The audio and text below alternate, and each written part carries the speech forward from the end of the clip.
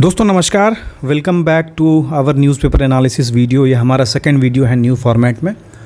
हम लोग आज बीपीएससी से रिलेटेड जितने भी करंट अफेयर्स द हिंदू और इंडियन एक्सप्रेस में आए हैं उनको हम लोग डिटेल से देखेंगे और उन टॉपिक से रिलेटेड हम स्टैटिक से उसको कहाँ रिलेट कर पाते हैं, उससे रिलेटेड हमको स्टैटिक में क्या पढ़ना चाहिए वो भी हम देखेंगे। और इस चीज़ का कंप्लीट आपको नोट्स मिल जाएगा। हमारे टेलीग्राम पे विजिट करेंगे, डेली हम लोग अपलोड करते हैं, ठीक है। तो आपको वहाँ से डाउनलोड करके फिर इसको पढ़ सकते हैं।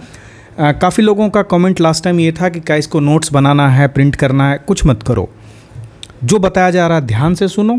अगर तुमको कुछ लगता है कि नोट करने लायक है तो एक दिन का A4 साइड के एक साइड में सारा चीज़ होना चाहिए, दूसरे पेज नहीं जाना है, नहीं तो इतना बल्कि होगा कि तुम पढ़ नहीं पाओगे, है ना। तो इस तरह से भी करोगे तो 5-6 महीना का जो तो है ना तुम्हारा 150 पौने 200 पेज में लिमिट हो जाएगा, ठीक है। इस तरह से कर सकते हो सके तो आधा पेज में ही एक दिन का फिनिश करो। अदरवाइज ना इसका नोट्स बनाना है ना इसको प्रिंट करना है, बिकॉज वो बहुत कम्बरसम हो जाएगा। अगर वो कोई बोलता है तो ये समझ लो कि आप लास्ट मोमेंट ऐसा नोट्स प्रिपेयर करो जो आप लास्ट के 5 दिन पढ़ पाओ, वैसा नोट्स आपको प्रिपेयर करना चाहिए। अगर आप प्रिपेयर कर पा रहे हो तो well and good, otherwise follow what is being told. हम लोग इस वीडियो में जो इंडियन एक्सप्रेस में इंपॉर्टेंट आर्टिकल्स आए हैं अलग अलग सेगमेंट से, हमने क्या किया उन आर्टिकल को कट करके डायरेक्ट यहीं कर लिया है, क्योंकि न्यूज़पेपर में बता नहीं पा रहे थे हम लोग। कुछ जो भी इससे रिलेटेड चीज़ें होती थी उसके बारे में डिस्क्रिप्शन हम लोग डायरेक्ट वहाँ नहीं दे पाते थे। तो इस फॉर्मेट में हम लोग डिस्कशन भी इंक्लूड कर रहे हैं टेक्स्ट फॉर्मेट में। पहला जो न्यूज़ इम्पॉर्टेंट है वो ये है कि मून के फार साइड में, है ना, चाइना ने अपना एक लूनर प्रोब लॉन्च किया है, ठीक है। तो चाइना ने अपना एक अनक्रूड स्पेसक्राफ्ट लॉन्च किया है। कहाँ पे? फार साइड ऑफ मून। जैसे मून ये है तो ये एक ऐसा साइड जो डार्क है, जिस पे अभी तक रिसर्च जो मैक्सिमम हुए हैं सब इन साइड पे हुए हैं, जहाँ पे सूर्य की रोशनी कंटिन्यूस पड़ती है। एक ऐसा साइड है मून में जो डार्क साइड है, जो अनएक्सप्लोर्ड रीजन है। तो उस अनएक्सप्लोर्ड रीजन के बारे में अगर जानेंगे तो सूरज के परे क्या चल रहा है उसके बारे में हमको जानकारी मिलेगी, ठीक है। तो ये क्या करेगा कि वर्ल्ड का first rock and soil sample from the dark lunar hemisphere से कलेक्ट करेगा और उसको यहाँ तक लाएगा। बेसिकली इसका जो पर्पस है वो ग्लोबल स्फीयर में जिस तरह से स्पेस एक्सप्लोरेशन चल रहा है, अभी देखेंगे लास्ट ईयर जो हम लोग चंद्रयान 3 का हमने प्रक्षेपण किया था और वहाँ सफलतापूर्वक हमने उसको वहाँ प्लेस भी किया था, हमारे लैंडर और रोवर। उसके बारे में हम देखते हैं। तो अभी इस कौन सा रॉकेट यूज़ कर रहा है? Y8 रॉकेट यूज़ कर रहा है। एयरक्राफ्ट का क्या नाम है? Chang E6। ऐसा पूछता है कि Chang'e E6 aircraft is related to NASA, ESA, ISRO, Chinese space agency. तो उनका चैंग ई क्राफ्ट जो है that landed on south pole part of the moon, जो कि स्पेस फेस्ड है ना। तो हम इससे क्या रिलेट कर सकते हैं अपने इंडिया के मिशंस को? तो देखो, जो dark side of the moon है, जो other side of the moon है, उसकी ये खासियत होती है कि the side of the moon perpetually facing away from the earth is dotted with deep and dark craters, making communications and robotic landing operations more challenging. और यही वजह है कि जो हमारा चंद्रयान 2 था, हम भी साउथ पोल पे लैंडिंग की कोशिश कर रहे थे, तो जो चंद्रयान 2 था इसमें फेल हो गया था क्योंकि उसका जो लैंडर था वही क्रैश हो गया था, है ना। लेकिन चंद्रयान 3 में हम सक्सेसफुल हुए। तो चंद्रयान 3 से रिलेटेड जो फैक्ट्स हैं, अगर आप इससे रिलेट करके पढ़ पाएँ तो वो ज़्यादा अच्छा रहेगा। तो जो चंद्रयान 3 है उसके कितने पार्ट थे? उसके बेसिकली 2 पार्ट थे। एक था लैंडर, एक था रोवर। लैंडर का क्या नाम था? लैंडर का नाम था विक्रम और प्रज्ञान। ये लॉन्च कब हुआ था? 14 जुलाई 2023 और ये फाइनली सॉफ्ट लैंडिंग इसकी होती है 23 अगस्त। अगला आर्टिकल है चाइना से रिलेटेड। चाइना अभी क्या है, एक पीस समिट होने वाला था, उसमें चाइना ये नहीं चाह रही है कि बाकी जो कंट्रीज़ हैं वो उसमें पार्टिसिपेट करें। तो यहाँ पे देखो एंगल समझना है कि चल क्या कह रहा है हमारे जियोपॉलिटिक्स में। अभी देखो 2-3 फाक बना हुआ है अभी वर्ल्ड में। एक है रशिया, एक जगह है यूक्रेन, यहाँ है इज़राइल, यहाँ है यूरोप और है USA। अब देखो किस तरह का ग्रुपिंग चल रहा है यहाँ पे। रशिया, चाइना एक साथ लामबंद हो गया है अभी, ठीक है। ये रसिया चाइना जो है वो यूक्रेन को किसी भी तरह से बढ़ने नहीं देना चाह रहा है, क्योंकि यूक्रेन बहुत एनर्जी रिच है और रशिया के पॉइंट ऑफ व्यू से काफ़ी ज़्यादा स्ट्रेटेजिकली इम्पॉर्टेंट है, क्योंकि अगर यूक्रेन में नाटो की कोई एक अगर बेस बन गया तो रशिया के लिए खतरा हो जाएगा, सॉवरेनिटी क्राइसिस हो जाएगा। तो रशिया और चाइना यूक्रेन के अगेंस्ट है। इजराइल और यूएसए एक साथ तो हैं, लेकिन दोनों के अपने अपने डोमेस्टिक कंपल्सन्स हैं। इसकी वजह से इजराइल खुल के कुछ जो अलग अलग इस्लामिक नेशंस हैं जो इसके अगेंस्ट हैं, जैसे one of the important Iran है, उसके अगेंस्ट में नहीं कुछ कर पाता है। फिर ये जो ग्रुपिंग है रशिया और चाइना की जो ग्रुपिंग है, और यहाँ पे जो ये ग्रुपिंग है एक साथ हो जाती है दूसरे फैक्टर्स में, जहाँ पे रशिया और चाइना के अगेंस्ट में कुछ करना हो तो वहाँ पे साथ हो जाते हैं सब। तो ये कुछ चल रहा है, इसलिए चाइना नहीं चाह रहा है कि यूक्रेन और रशिया के बीच में जो लड़ाई हो रही है वो थमे। तो इसका 2-3 रीज़न बताया गया है, लेकिन यहाँ पे जो जेलेंस्की हैं यूक्रेन के प्रेसिडेंट और जो टॉप कमेंटेटर्स हैं, पॉलिटिकल कमेंटेटर्स, वो ये बोल रहे हैं कि चाइना चाहता ही नहीं है कि वॉर रुके, क्योंकि अगर वॉर थम गया तो स्टेबिलिटी आएगी यूरोप में। अगर यूरोप में स्टेबिलिटी आई तो उनका जो मार्केट है, चाइना का जो मार्केट है, वो डंप हो जाएगा बिल्कुल।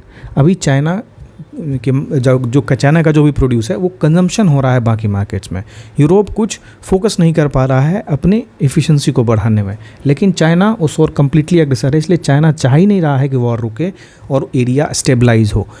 एक बार एरिया स्टेबलाइज हो गया तो ये उनके लिए फिर क्राइसिस सिचुएशन हो जाएगा।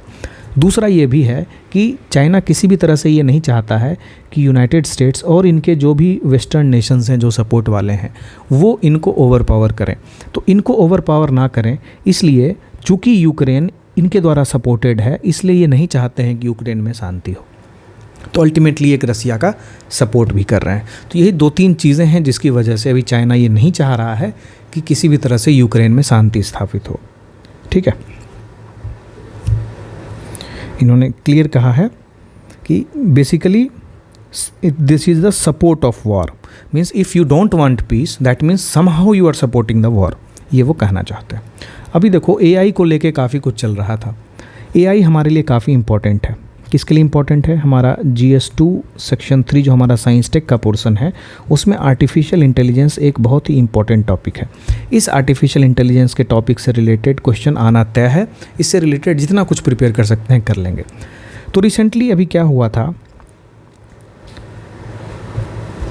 कि गूगल का AI चैटबॉट आया और बाकी सारी कंपनीज़ का भी आया। तो गूगल ने क्या किया, आप जो सर्च करते हैं है ना, सर्च में कुछ लिखते हैं, उसके बाद यहाँ सर्च रिजल्ट्स आते हैं। इन्होंने क्या किया, ऐसा एल्गोरिदम बनाया कि जो टॉप में आता था वो AI रिज़ल्ट आते थे ना, AI रिज़ल्ट आते थे। तो ये AI रिज़ल्ट जो ये शो कर रहा था ये क्या है, ये कम्प्लीटली सही नहीं था और ये कभी कभी जो है वो रॉन्ग रिजल्ट्स दे रहा था। और सिर्फ रॉन्ग ही नहीं बल्कि अटपटा सा कुछ भी रिज़ल्ट दे रहा था, कंप्लीट इन्फॉर्मेशन नहीं दे रहा था। तो इस वजह से इसको क्या करना पड़ा, रोल बैक करना पड़ा इस फीचर को।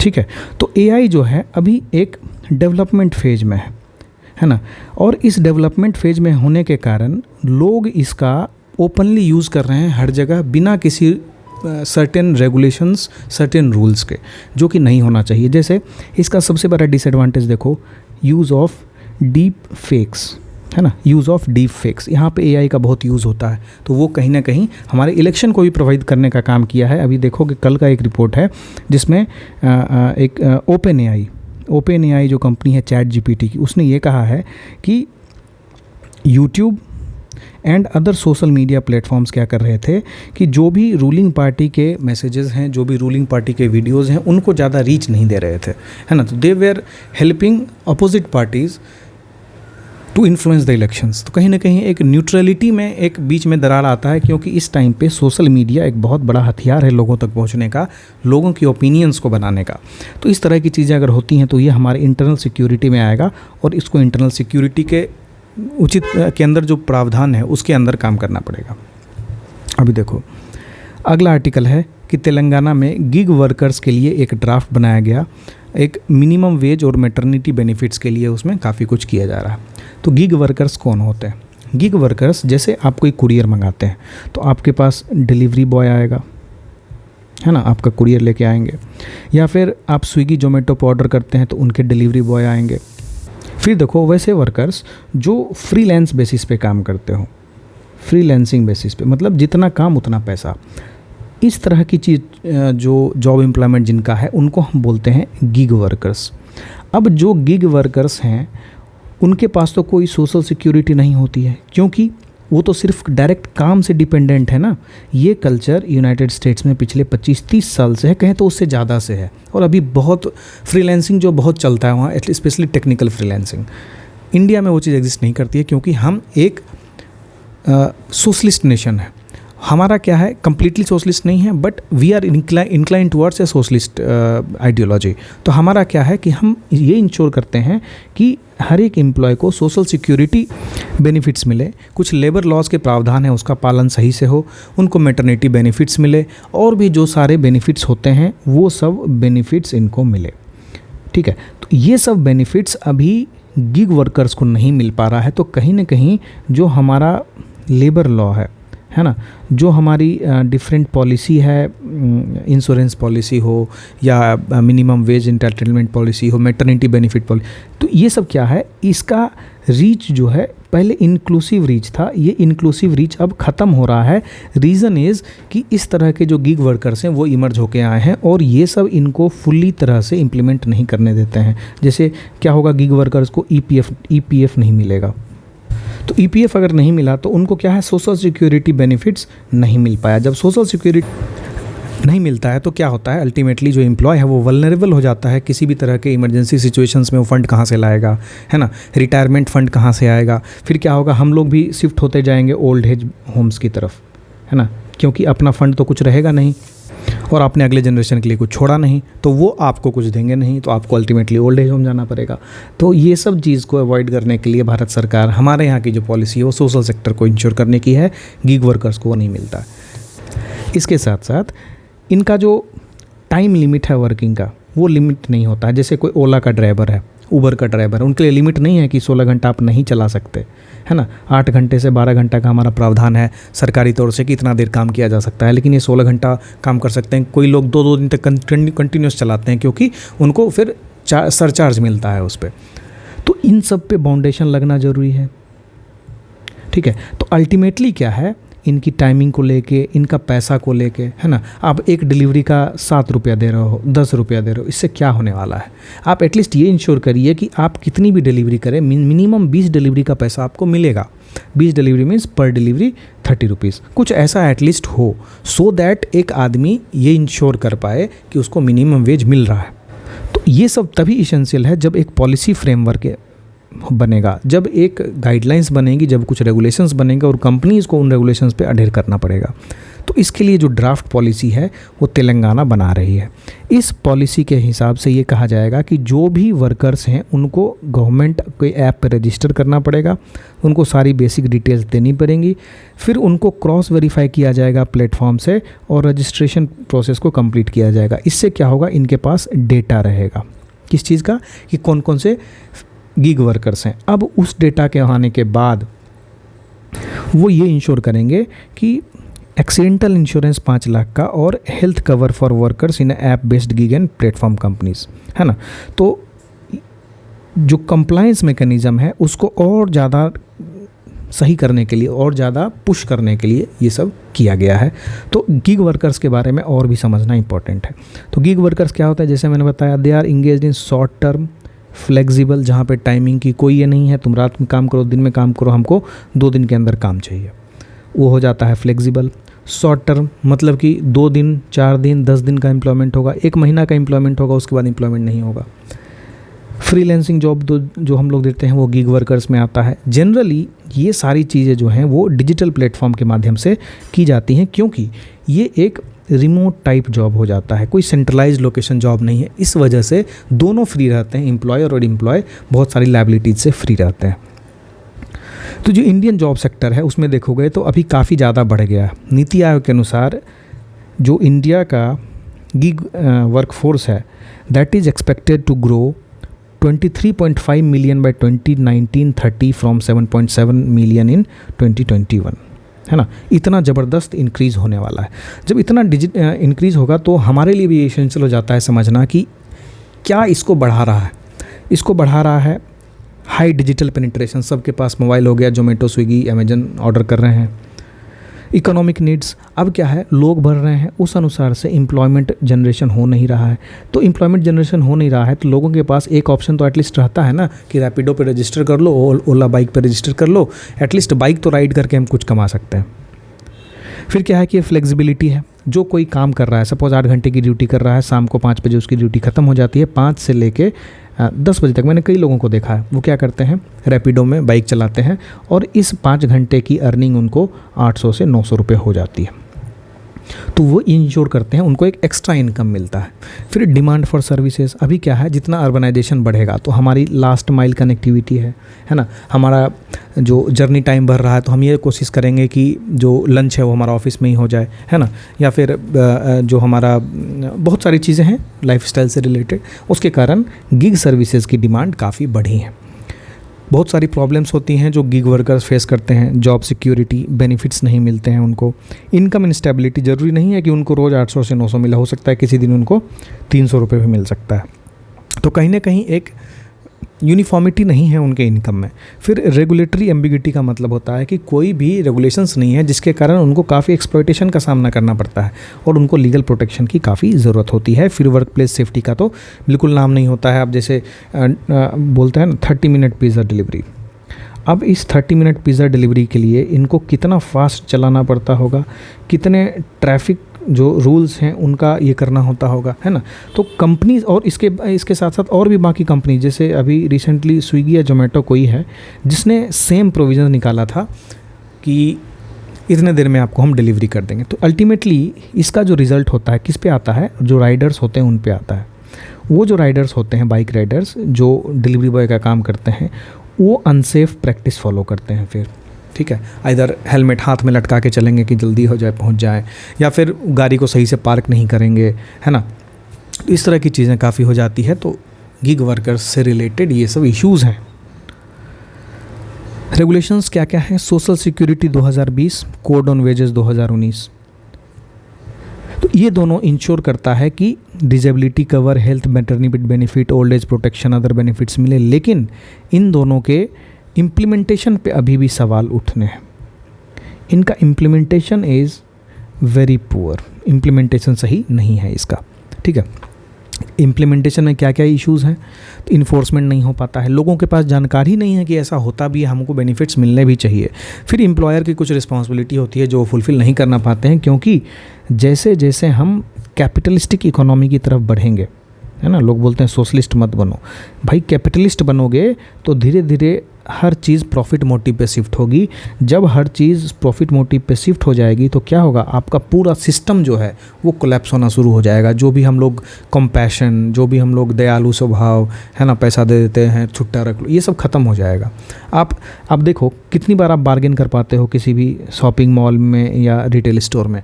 वही अगर आप किसी किराने की दुकान में जाते हो तो कहीं नहीं भी तो कम से कम 20 रुपये आप कम कराते होगे वहाँ पे।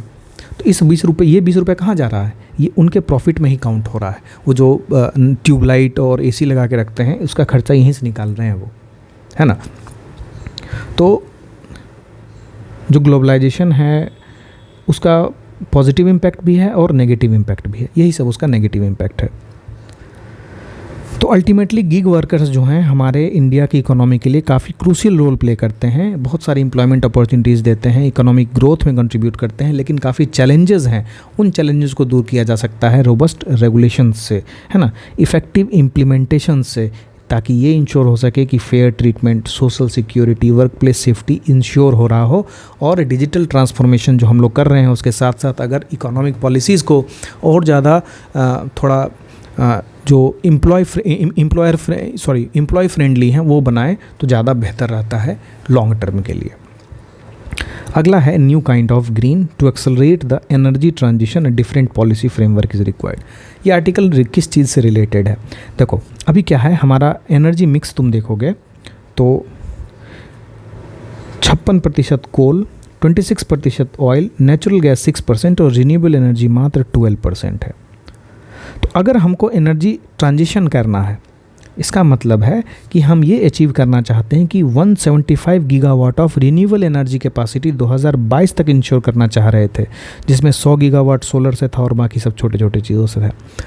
लॉन्ग टर्म ऑब्जेक्टिव देखें तो 2030 तक हम 450 गीगावाट इंश्योर करना चाह रहे थे एनर्जी ट्रांजिशन। लेकिन जब एनर्जी ट्रांजिशन हम करते हैं, कहने का मतलब हमारी डिपेंडेंस जो कोल पे है, हमारी डिपेंडेंस जो नेचुरल गैस पे है, हमारी डिपेंडेंट जो फॉसिल फ्यूल्स पे है, उसको अगर हम रिड्यूस करना चाहते हैं तो उसके लिए हमको कहाँ शिफ्ट होना पड़ेगा? उसके लिए हमारे सारे सिस्टम्स को शिफ्ट करना पड़ेगा। किस में? रीन्यूएबल सोर्सेज में। अगर हम रीन्यूएबल एनर्जी की तरफ शिफ्ट होते हैं तो हमारे पास काफ़ी एम्पल अपॉर्चुनिटी रहेगी ग्लोबल वार्मिंग से रिलेटेड, कार्बन क्रेडिट से रिलेटेड, जो भी चीज़ है। लेकिन इसके रिलेटेड हमको पॉलिसी चेंजेस काफ़ी करने पड़ेंगे। तो हमारी जो करंट की एनर्जी पॉलिसी है वो डुअल प्रोंग्ड है। पहला ये है कि वो फॉसिल फ्यूल बेस्ड है। प्रायोरिटी ये रहती है कि जो पेट्रोलियम की इंपोर्ट डिपेंडेंसी है उसको किस तरह से हम मैनेज कर दे रहे हैं, है ना, डे टू डे बेसिस पे। फिर साथ में हम किस तरह से अपने इंपोर्ट्स को स्ट्रेटिजाइज करें। ऐसा नहीं कि सिर्फ ऐसे कंट्रीज से ले जहाँ पे बहुत सारे सैंक्शंस हैं। हमने रसिया से ऑयल ले लिया, रसिया यूक्रेन कॉन्फ्लिक्ट स्टार्ट हुआ, उसमें तो हमको काफ़ी फ़ायदा हुआ, तो उस तरह के सिचुएशंस को यूटिलाइज़ करना हमारा एक तरह का अप्रोच है ना। फिर अपने जो स्ट्रैटेजिक रिज़र्व है हमारा, मैंगलोर में जो हमने काफ़ी स्ट्रैटेजिक रिज़र्व बनाए हैं, ज़मीन के अंदर खोद के बड़े बड़े टैंक बनाए हैं इनको स्टोर करने के लिए, ताकि एटलीस्ट हमारा 30 डेज़ का जो रिक्वायरमेंट है पेट्रोल का वो इंपोर्ट से ना करना पड़े और सेल्फ डिपेंडेंट रहें हम। ये सब किए जा रहे हैं। दूसरा जो हमारा अप्रोच है वो अप्रोच है क्लीन रिन्यूएबल एनर्जी की तरफ ट्रांजिशन का। अभी देखोगे प्रधानमंत्री सूर्य बिजली घर योजना इन्होंने लॉन्च किया। हर घर में वो क्या करेंगे कि सोलर पैनल लगेगा और 1 करोड़ घर को देंगे 300 यूनिट फ्री इलेक्ट्रिसिटी देंगे थ्रू सोलर एनर्जी। तो ये जो ट्रांजिशन हो रहा है, ये ट्रांजिशन लॉन्गर टर्म कमिटमेंट है। हम नेट जीरो कार्बन एमिशन जो टारगेट है हमारा अचीव करने का 2070 तक, उसके पीछे ये कमिटमेंट है और ये सब इनिशिएटिव उसके लिए लिए जा रहे हैं। अल्टीमेटली हमारा यही एम है कि हम 500 गीगावाट इलेक्ट्रिसिटी जनरेट कैपेसिटी बनाएं 2030 तक नॉन फॉसिल फ्यूल से, तभी जाके हम अपना नेट जीरो एमिशन 2070 तक इंश्योर कर पाएंगे। तो हमारी ये दोनों पॉलिसी है। अब इस पॉलिसी को इंश्योर करने के लिए छोटे छोटे लेवल पे बहुत सारी चीज़ों को देखना पड़ेगा। ये आर्टिकल उसी से रिलेटेड है। राइटर इसमें ये कहना चाह रहे हैं कि वर्ल्ड में हमेशा कॉन्फ्लिक्ट चलता रहेगा। उस कॉन्फ्लिक्ट की वजह से आपका जो फर्स्ट अप्रोच है फॉसिल फ्यूल्स का बारे में सोचना, उसको कैसे रिप्लेनिश करना है, उसको कैसे इंपोर्ट डिपेंडेंसी कम करना है, उसके बारे में सोचना है, वो आपका फर्स्ट ऑब्जेक्टिव है। उस फर्स्ट ऑब्जेक्टिव को स्टेबलाइज करने के लिए आपको वर्ल्ड में जो इवेंट्स हैं उसको भी फोकस करना पड़ेगा कि वर्ल्ड में क्या है। कभी लड़ाई हो जाती है किसी के बीच में, यूएस और उसके एलाई जो है वो चाइना और रसिया से लड़ते रहते हैं, है ना। एक नया तरह का कोल्ड वार इमर्ज होकर आया है। ताइवान जो है एक नया बर्लिन बन रहा है ना। इन सब सिचुएशन में सप्लाई चेन रिसिलियंसी को मेंटेन करना, डोमेस्टिक इन्वेस्टमेंट और नेशनल सिक्योरिटी पे फोकस बनाए रखना डिफ़िकल्ट होता है। तो ये ज़रूरी है कि जितनी जल्दी हम ट्रांजिशन कर सकें ताकि इन सब फैक्टर्स को कम किया जा सके। फिर देखो, चाइना की अभी मोनोपोली है concentration of in global supplies of materials essential for green energy. तो यह जो सेकंड पार्ट है हमारा, हम तभी इंश्योर कर पाएंगे ना जब हमारे पास रिसोर्सेज होंगे ट्रांजिशन के लिए। इन रिसोर्सेज का कंट्रोल किसके पास है? इन रिसोर्सेज का कंट्रोल है चाइना के पास। अब जब चाइना के पास कंट्रोल है तो इसके कारण क्या होता है कि वो उनका जो कॉस्ट होता है, चाहे सोलर वेफर हो, सेल्स हो, पैनल हो, विंड टर्बाइन, इसका कॉस्ट काफ़ी कम होता है, जिसकी वजह से बाकी सारे जो डोमेस्टिक मैन्युफैक्चरर्स हैं वो डूब जाते हैं, वो आगे नहीं बढ़ पाते। तो इसको कम करने के लिए गवर्नमेंट बहुत सारे इनिशिएटिव्स लाती है। इंपोर्ट सब्स्टिट्यूशन पॉलिसी आता है ना। इंडिया ने PLI स्कीम लॉन्च किया ताकि डोमेस्टिक मैन्युफैक्चरर्स बूस्ट हो, है ना। फिर chips and science act United states में लाया गया। तो ये सब चीज़ें जो हैं वो एनर्जी ट्रांजिशन को बूस्ट कर रही हैं कि हम सेकंड वाला जो फैक्टर है, हमारा सेकंड अप्रोच है, उसको हम बूस्ट करते रहें। तो अल्टीमेटली राइटर यही कहते हैं कि चाइना फैक्टर के प्रेजेंस में कॉम्पिटिटिवनेस क्लीन एनर्जी की फॉसिल फ्यूल्स के कंपैरिजन में काफ़ी ज़्यादा है। अब आपको ग्रीन एनर्जी तो लेना है लेकिन वो लो कॉस्ट भी रहना है। उसके लिए आपको जैसे US और ईयू ने क्या किया कि एंटी डंपिंग ड्यूटीज़ डाल दिए। एंटी डंपिंग ड्यूटीज़ क्या होते हैं कि जो चाइना से इंपोर्ट किए जाएंगे प्रोडक्ट्स अगर 50 रुपये में दिए जा रहे हैं तो उस पर यहाँ पे 30 रुपये टैक्स लगाया जाएगा, ताकि यहाँ उसका दाम 80 हो जाए और हमारे डोमेस्टिक का दाम 78 रुपया रहे, ताकि उनका कम बिके हमारा ज़्यादा बिके। एक डोमेस्टिक मैन्युफैक्चरर को बचाने के लिए एंटी डंपिंग ड्यूटीज़ लगाई जाती हैं, है ना। तो ये सब चीज़ें हैं, नेशनल सिक्योरिटी भी है, लेकिन इन सब के बीच हमको ये समझना पड़ेगा कि एनर्जी ट्रांजिशन होता क्या है। एनर्जी ट्रांजिशन ये होता है कि जो हमारा current fossil fuel based energy system है उसको हम रिन्यूएबल एनर्जी सोर्सेज में तब्दील करें, जिसका एम ये होना चाहिए कि हम कार्बन एमिशंस को कम करें और क्लाइमेट चेंज को कॉम्बैट कर सकें। तो जब एनर्जी ट्रांजिशन करेंगे उसका कुछ इम्पैक्ट भी होगा, कुछ इकोनॉमिक इम्पैक्ट होगा कि जॉब नया क्रिएट होगा, नए इन्वेस्टमेंट अपॉर्चुनिटीज़ बनेंगे, कॉस्ट रिडक्शन होगा, कुछ इन्वायरमेंटल इम्पैक्ट भी होगा कि हम एमिशन रिड्यूस करेंगे, हम फॉसिल फ्यूल से दूर भाग रहे हैं, बायोडाइवर्सिटी कंजर्वेशन बढ़ेगा, है ना, एनर्जी एक्सेस बढ़ेगा, हेल्थ बेनिफिट्स बढ़ेंगे। फिर पॉलिसी और रेगुलेटरी फ्रेमवर्क में आते हैं हम, तो क्लियर और स्टेबल पॉलिसीज़ जब हम बनाएंगे तभी जाके वो लॉन्ग टर्म और कंसिस्टेंट रह पाएगा। फिर इंसेंटिव्स हम देंगे, फिर ग्रिड इंटीग्रेशन हम इंश्योर करेंगे, टेक्नोलॉजिकल एडवांसमेंट्स होंगे एनर्जी ट्रांजिशन के कारण, फिर कुछ फाइनेंशियल मैकेनिज्म जैसे green financing, PPP, international corporation, ये सब बढ़ेगा। तो अल्टीमेटली इंडिया का जो ग्रीन एनर्जी ट्रांजिशन है या इंडिया के एनर्जी ट्रांजिशन जो that is very crucial for achieving sustainable development, economic growth और इन्वायरमेंटल प्रोटेक्शन। गवर्नमेंट के जो भी टारगेट्स हैं, एम्बिशियस टारगेट्स हैं, सपोर्टिव पॉलिसी हैं, इस ट्रांजिशन को और ज़्यादा फास्ट करने में हेल्प कर रहे हैं, लेकिन successful implementation requires coordinated efforts across various sectors, investment in technology and infrastructure, and robust regulatory frameworks. While right measures are in place, India can lead the way in global energy transition ताकि we can fight significantly against the climate change. तो India transition जो है ये important है। Energy transition पे question बनाए जा सकते हैं, क्योंकि आपका देखेंगे तो एनर्जी जो है one of the important areas है GS2 सेक्शन 2 में, है ना। तो यहाँ से एनर्जी इंपॉर्टेंट एरिया है और एनर्जी ट्रांजिशन पे अगर आप प्रिपेयर कर लें तो अच्छा रहेगा। Now this is very important, why is monetary policy committee important? What is monetary policy committee? MPC committee क्या है, मॉनेटरी पॉलिसी क्या है, रेपो रेट क्या है और रेपो रेट कैसे डिसाइड होता है? This will be the last article that we are discussing, क्योंकि few of you were complaining की वीडियो बहुत लेंदी हो जा रहा है। तो मॉनेटरी पॉलिसी आपको पता होगा क्या होता है कि कंट्री का जो सेंट्रल बैंक है वो कुछ इनिशिएटिव्स लेता है ताकि money supply, interest rate, inflation, इन सबको मैक्रो इकोनॉमिक ऑब्जेक्टिव जैसे इन्फ्लेशन कंट्रोल कर सके, एम्प्लॉयमेंट लेवल्स को मैनेज कर सके, उनको एक ऑप्टिमम लेवल पे मेंटेन करने के लिए कुछ इनिशिएटिव्स लिए जाते हैं। वो इनिशिएटिव्स मॉनेटरी पॉलिसी के अंदर आते हैं। तो इसका ऑब्जेक्टिव क्या होता है मॉनेटरी पॉलिसी का? तो ये सब ऑब्जेक्टिव होता है। इसके क्या क्या टूल्स होते हैं? तो इंटरेस्ट रेट के लिए देखो रेपो रेट होता है ना, फिर रिवर्स रेपो रेट होता है, ये सब इनके कंट्रोल में रहता है। फिर